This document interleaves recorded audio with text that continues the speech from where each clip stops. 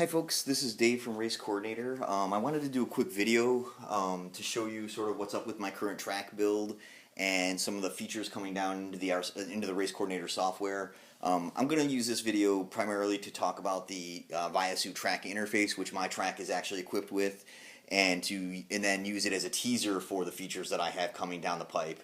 We'll do separate videos for the individual features themselves because I think they're worthy of their own videos and they stand alone. So before I begin talking about the Viasue track interface, I want to give a disclaimer in that I am the author of Race Coordinator, the software, and I am partnered 100% with Viasue. Viasue provides slot car track USB-based track interfaces that are 100% plug and play and fully customizable to whatever needs you need. They work on wooden tracks, they work on plastic tracks, he can do relays, call buttons, any number of lane track sensors. He can do LED start trees, he can do leader lights, he can do pretty much anything the Race Coordinator software supports, he can do. I am, to be crystal clear, partnered with him in that venture. But what I will say, so take this video as a grain of salt, with a grain of salt, if you will, if you want to, in that I have a bias towards my partner, right?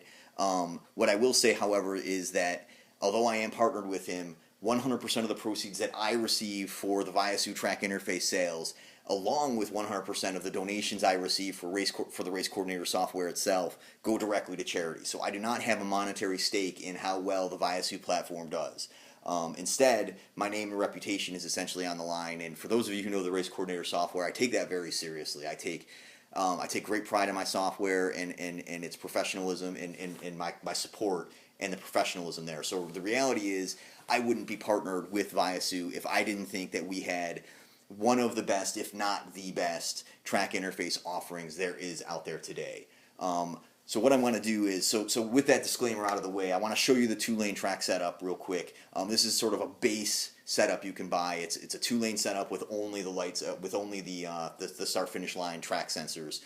Again, you can literally contact Paul at Viasue and you can have him do anything you want as long as basically he can do it and the software can support it. You have to work it out with him, but he's open to virtually anything. There's a lot of things that he can do. And we'll show you my track in a minute and you'll see exactly how crazy you can get with what he can do. But this here in front of you is a two-lane setup. If you would purchase this, you would receive it and it'd be much cleaner and packaged really nice. This is a 2-year-old prototype basically setup, but it's all, except for maybe the looks, it's basically exactly the same as what you would receive. From a user point of view, from an installation and setup point of view, it's exactly the same. So that's what I wanted to show you, why we call this a fully plug-and-play system. So on a plastic track, if you ordered a 2-lane track setup, this is for an HO Tommy track.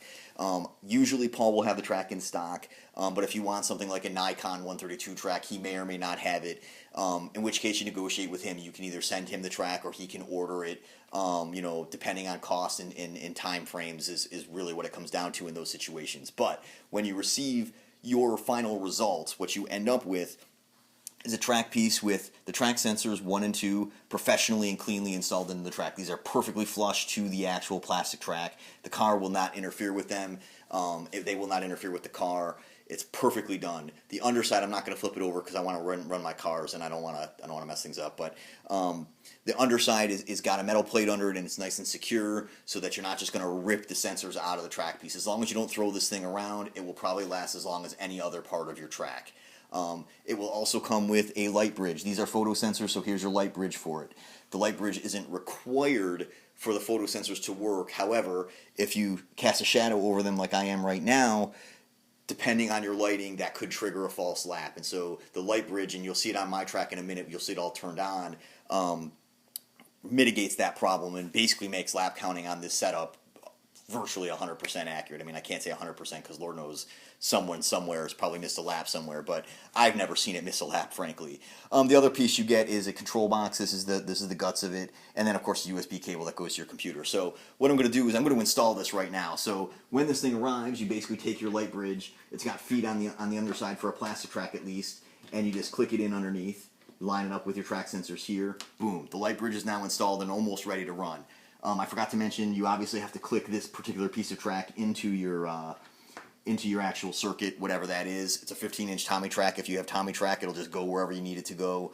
He can do it in 9 or 6-inch straights, whatever you negotiate with him. He'll do. 15 is probably the single most common, but then all you have to do is start plugging in the bits and pieces that you have. In this case, we have a power supply for the light bridge with a coupled connector, so we plug that in like that. It's not very hard. Then we have one more connection to make. The sensors themselves are not coupled, so they run straight to the control box. In this particular case, you can buy them coupled, in which case you can unplug and plug them in. It makes things nicer in some cases, depending on what you're doing. But in this particular setup, the only other thing I have to do is plug the USB cable in. So I plug this end into the control unit, boom. This end here goes into your PC. You're 99% ready to race. Now, why do I say 99%? Because you still have to install a race coordinator and configure it to your particular purchase. But because I am partnered with Viasue, that couldn't be any simpler either. This setup, although I don't show it here, comes with an install CD that will install the race coordinator software and configure it for you. It's actually a custom installer, not available on the internet, not available on my website. It's a custom installer specific to your purchase. So in this case, it would configure race coordinator for a 2-lane sensor-only setup. If you ordered 4 lanes or call buttons or relays, it would install and configure all of that for you. And basically a minute after you run the CD, you'd basically be ready to race. So it took 10 seconds to install the hardware platform into your track. It took another 30 seconds or a minute to install the software. And now you don't ever have to touch it again and you're ready to race. So it couldn't get any easier than that. It doesn't get any better than that. And that is basically why I think what we have is basically top of the line. You just can't beat it. So what I want to show you real quick is some of the customizations and some of the things you can do, what you can have Paul from Viasue do for you. This is my track. It's a 3-lane wooden track. Again, it's a wooden track, so in this case, Paul can't install the sensors for me here. Instead, I have to install the sensors myself. No big deal. You cut some holes in your track, drop your sensors in, you're ready to go. It takes a little bit longer than the 30 seconds I showed you over here, but by and large, it's a piece of cake to do. So this particular track is what we consider a fully loaded, blown out system. There's nothing really bigger that we offer currently for this through Viasue and for Race Coordinator. It basically can handle any feature of Race Coordinator, including the ones that I haven't released yet and that we'll talk about in future videos. But what I wanted to lay out for you is that this particular layout, this Viasue hardware setup, has 9 track sensors. They're set up in 3 sets of 3. So there's 3 here, there's 3 here, this is my start-finish line, and then there's 3 over here right in front of the start-finish line. Those are the 9. On top of that, each one of the sets of sensors needs its own light bridge. So here's light bridge number 1, light bridge number 2, light bridge number 3. On the start-finish line light bridge, you see there's LEDs here. Those are heat leader lights. That's another feature of Race Coordinator, another thing Paul can do with the Viasue track interface. Up here, we've got a start tree, an LED start tree, that'll do start countdown sequence and basically yellow-green flag status of the race. What you can't see, and I'm not going to show it to you at the moment because it's underside of my track and it's a disaster down there, is I've got per lane relays installed underneath, all wired up to the Viasue track interface, all provided by Viasue and the hardware in the purchase that I made from him. And the final thing I have, which is unique to my current setup and probably Race Coordinator itself, is I have not 1 but 3 individually addressable call buttons wired into the control unit that's over here. So I basically have a control unit that's not quite like that one. It's actually a little bigger, but I have that same setup underneath my track, and instead of 1 call button, I have 3. And to be clear, it's not a master call button. It is 3 individually wired call buttons, meaning specifically Race Coordinator can identify that a specific button was pressed. And we'll talk about why I have that again in another video. I'll leave that up to you to try to figure out and try to understand. There are hints on the internet. There are things, if you think about it really hard, you might be able to figure it out. But just real quick, so there's your start tree running down. There's the countdown sequence and the go. You couldn't hear it because my audio is busted on my PC at the moment. But here I am running some laps. So, the blue LED leader light comes on when I complete my first lap because the Race Coordinator has said, hey, lane 1 is the leader currently.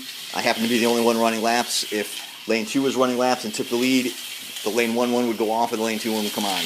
Again, all plug and play. If you know how to route a track, you know how to install the track sensors. If you know how to install the track sensors, you probably know how to wire up a relay. If you know how to do all those things, you can do it all in 30 minutes, an hour maybe. I don't know. It depends on how much faster you are than I am at stuff. But that's all I wanted to show you for right now. Look for future videos on exactly why I have 9 track sensors, individually addressable call buttons, per lane relays, and all the bells and whistles. And I'll try to get some more videos out for you later. Thank you, and thanks for listening. Bye.